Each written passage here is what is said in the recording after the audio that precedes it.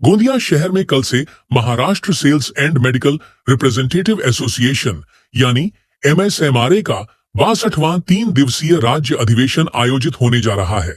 यह अधिवेशन 6, 7 और 8 मार्च को गोंदिया शहर के गुजर क्षत्रिय समाज भवन में संपन्न होगा। इस अधिवेशन में राज्य भर से 450 से अधिक मेडिकल रिप्रेजेंटेटिव प्रतिनिधि शामिल होने वाले हैं।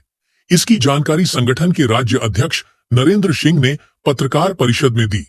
3 दिनों तक चलने वाले इस अधिवेशन में मेडिकल रिप्रेजेंटेटिव से जुड़े कई महत्वपूर्ण मुद्दों पर चर्चा की जाएगी, जिसमें दवाइयों की बिक्री के दौरान आने वाली समस्याएं, कामगारों के अधिकार, सामाजिक न्याय, मेडिकल रिप्रेजेंटेटिव की सेवा शर्तें, काम के घंटे, छुट्टियां, भत्ते और नौकरी की सुरक्षा से जुड़े कानून जैसे विषय शामिल रहेंगे। इसके साथ ही दवाइयों की बढ़ती कीमतें, जीवन रक्षक दवाओं पर लगने वाला टैक्स, मेडिकल उपकरणों की बढ़ती कीमत और ऑनलाइन दवा बिक्री में हो रही अनियमितताओं जैसे सार्वजनिक मुद्दों पर भी इस अधिवेशन में मंथन किया जाएगा। इस बारे में संगठन के पदाधिकारियों ने विस्तृत जानकारी दी। ही कॉन्फरन्स आमची 6, 7, 8 रोजी आयोजित करण्यात आलेली आहे। आमच्या गोंदिया युनिटने भरपूर मेहनत करून ही कॉन्फरन्स आयोजित केलेली आहे। यामध्ये आमचे 37 शाखांमधून 400 काही मेंबर्स डेलिगेट्स जे आहेत ते पार्टिसिपेट करतील। कुठल्या मूळ मुद्द्यांवर या ठिकाणी चर्चा होणार आहे? मूलभूत जे आमचे अधिकार आहे, एक आम्हाला जे सेल्स प्रमोशन एम्प्लॉईज ॲक्ट लागू आहे त्याचं संरक्षण करायचं आहे आणि 4 लेबर कोड जे गव्हर्नमेंटनी आणलेलं आहे, सेंट्रल गव्हर्नमेंटनी, त्यामध्ये जे त्रुटी आहे त्याला करेक्ट करायला पाहिजे, त्याला परत घ्यायला पाहिजे। आमचं सेल्स प्रमोशन एम्प्लॉईज ॲक्ट त्यांनी प्रोटेक्ट करायला पाहिजे, हे आमची सेंट्रल गव्हर्नमेंटची डिमांड आहे, त्याच्यावर चर्चा होणार आहे। दुसरी आमची काही डिमांड आहे की हे ज्या इंडस्ट्रीमध्ये आम्ही काम करतो त्यामध्ये मेडिकल रिप्रेझेंटेटिव्ह भरपूर सेल्स प्रेशर आहे आणि सेल्स काय आहे त्याची जबाबदारी फक्त मेडिकल रिप्रेझेंटेटिव्हवर टाकण्यात येते। ते न टाकता त्यांनी काय जे आता सगळ्या वर्ष चर्चा करून आमच्या जॉबला जे आमचं कामाचे जे स्वरूप आहे ते सेंट्रल गव्हर्नमेंट नोटिफाय करावा आणि काही इंडस्ट्रीने त्याला मान्य करावा, त्याच्यावर पण चर्चा होणार आहे। औषधांचे दर काही कमी करावे यावर देखील आपण मगाशी बोललेत। या औषधांचे दर जे आहे ते त्यांनी कमी करावं, जसं आमची काय जे 0 GST औषधांवर व्हायला पाहिजे, एक ती डिमांड होती।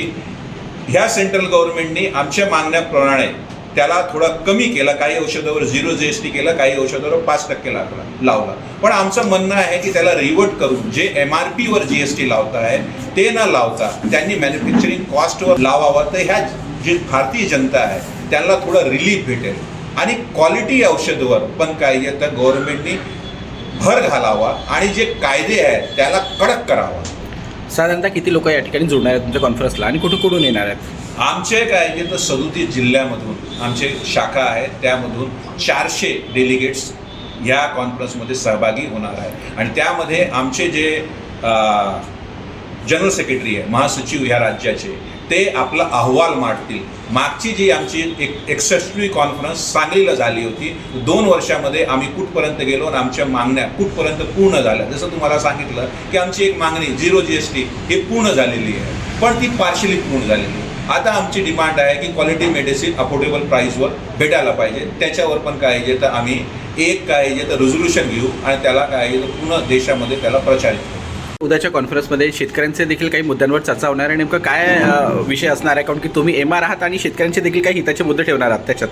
हो, नक्कीच। आम्ही मुळात म्हणजे सगळे शेतकऱ्यांची मुलं आहोत आणि आपल्या देशातली अर्थव्यवस्था त्यातल्या त्यात प्रामुख्याने महाराष्ट्रात सुद्धा जवळपास 59% लोक शेती व्यवसाय किंवा शेतीपूरक व्यवसायावर अवलंबून आहेत आणि जर शेतकऱ्यांना चांगलं उत्पन्न मिळालं तर त्याचा मार्केटमध्ये लगेच इफेक्ट जाणवतो आणि जे सध्याचे अमेरिकन सरकारचे भारत सरकारबरोबर टेरिफ करार होतोय त्या सांगितलं जातं आहे की त्याच्यामुळं भारतातले शेतकरी खूप मोठ्या प्रमाणावर प्रभावित होऊन भारतीय मालाच्या किमती त्याच्यामुळं पडायला सुरुवात झालेली आहे। त्याच्यामुळं नक्कीच शेतकरी निगडित प्रश्नांचं सुद्धा या अधिवेशनांवर मध्ये चर्चा केली जाईल आणि त्यासाठी येणाऱ्या काळात जे काही शेतकरी संघटना आंदोलन उभं करतील त्याला आमचा पाठिंब्याचा विचार केला जाईल। नेमकं उद्या घेण्यात येणारा जो 3 दिवसाच्या नंतर जो ठराव असेल तो कुणाला आपण सादर करणार आहात आणि काय मागणी असेल त्या ठरावात? प्रामुख्याने या गोष्टी जे ठराव आहेत त्यातला प्रमुख पहिला ठराव म्हणजे की केंद्र सरकारने 4 श्रमसंहिता रद्द केल्या पाहिजे। दुसरा म्हणजे राज्य सरकारकडे हा ठराव आहे की या राज्यामध्ये जे औषधी व्यवस्थापन आहे ते जे सेल्सच्या नावाखाली वैद्यकीय प्रतिनिधी छळवणूक करतात आणि डिजिटलायझेशनच्या नावाखाली जे गोपनीयतेचा भंग करतात, तर त्याच्यावर राज्य सरकारने कारवाई करून ते औषधी व्यवस्थापनाला बंद पाडायला सांगितलं पाहिजे. तिसरी गोष्ट म्हणजे की जे शेतकऱ्यांचे प्रश्न आहेत त्या संदर्भात सुद्धा आम्ही केंद्र सरकारला करणार आहोत. आणि ज्या प्रकारे आपल्या देशामध्ये धर्मांधता जातीयतेच्या नावाखाली जो भेदभाव केला जातो किंवा त्याला जे प्रचार केला जातो की ज्याच्यामुळे सर्वसामान्य जनतामध्ये कामगार वर्गामध्ये फूट पाडली जाते, भेदभाव निर्माण केला जातो, दिशाभूल केली जाते, ते सुद्धा त्याला सुद्धा बढ़ावा मिळाला नाही.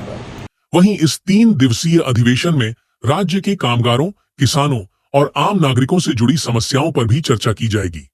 अधिवेशन की शुरुआत शुक्रवार सुबह गोंदिया शहर में मेडिकल रिप्रेजेंटेटिव की रैली के साथ होगी. संगठन की ओर से गोंदिया जिले के अधिक से अधिक एमआर साथियों से इस अधिवेशन में शामिल होने की अपील भी की गई है.